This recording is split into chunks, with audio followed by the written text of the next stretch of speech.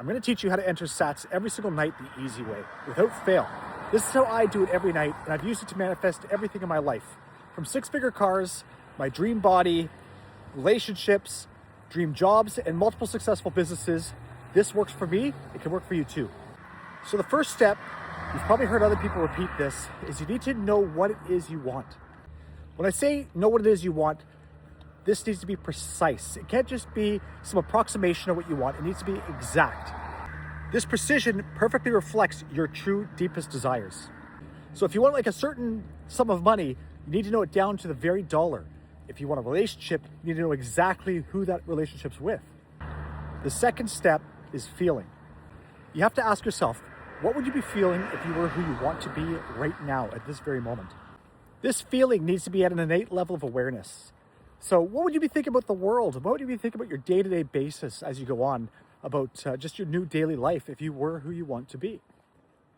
The next step is to create a scene that implies that you're at the state that you already have it.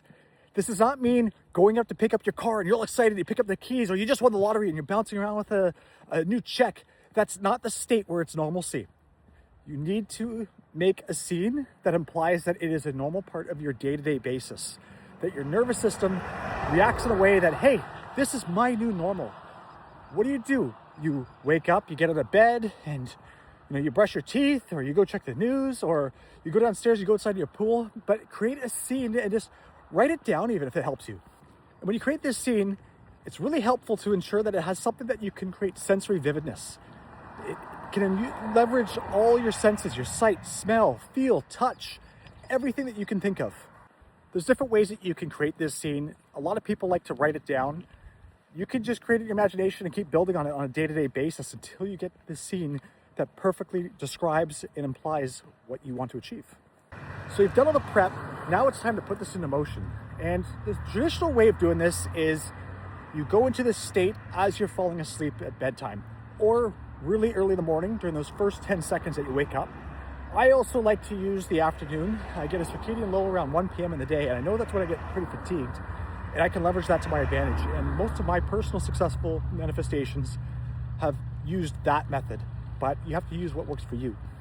What's most important is that you get into this drowsy state where you're not fully going to fall asleep. Oftentimes, a way of doing this is just sitting on the couch. That's what's worked for me. Or lying in a position that you don't usually fall asleep on. Like if you lie on your side to go to sleep, lie on your back. Or lie on the opposite side, or sit in the fetal position or something. Try something new that you'll get right on the edge of sleep where you're really drowsy, but you're not going to actually fall asleep because your body's kind of foreign to it. So as you're falling asleep, you get to this drowsy state, you're going to start to feel this floaty feeling. And you feel this physically in your body, but you also feel it in your brain space in a way too. It's important that you keep your mind clear, but you also don't just fall asleep. So as you fall into this drowsy state, there's two traps that you got to be concerned about. These two traps will pull you out of this state and ruin it for you. The first one is that your mind wanders. It's going to drift off into these random scenes. It's going to be completely unfocused. And once you do that there, don't fall for it. It's a trap. You're just going to fall asleep. The second one, your body's going to react and make sure that you're asleep. So what it'll do is it'll cause a part of your skin, your face, or your body to feel some sort of itch, and you'll be tempted to go scratch it. And it's important that you just ignore it and bring your focus back to your breath or falling asleep. A good indicator to know that you're on the right path is it'll feel like someone's pushing their finger into your forehead between your eyebrows. So now we're ready to start enacting the scene, and it's important that you enact this scene in first person, not third person, which a lot of people fall victim to, but you see it from your own eyes. A really good way to ensure that you're seeing this in first person that works for me is I focus my vision on my eyelids. Now, your scene at the start's probably not going to be very vivid, but don't worry about that. It doesn't need to be as vivid as the room that you're watching this video in right now. Continue to loop through it, and every single time you loop through this visualization, add a new detail to it, add a new sensory input to it.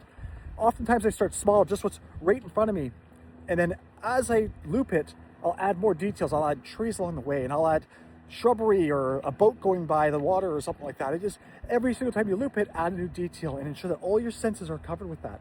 But it doesn't need to be completely vivid from the start. A good technique that works for me as well is to narrate your experiences as you're going through it. Keep yourself in this scene, keep it on repeat, keep looping, and try not to worry.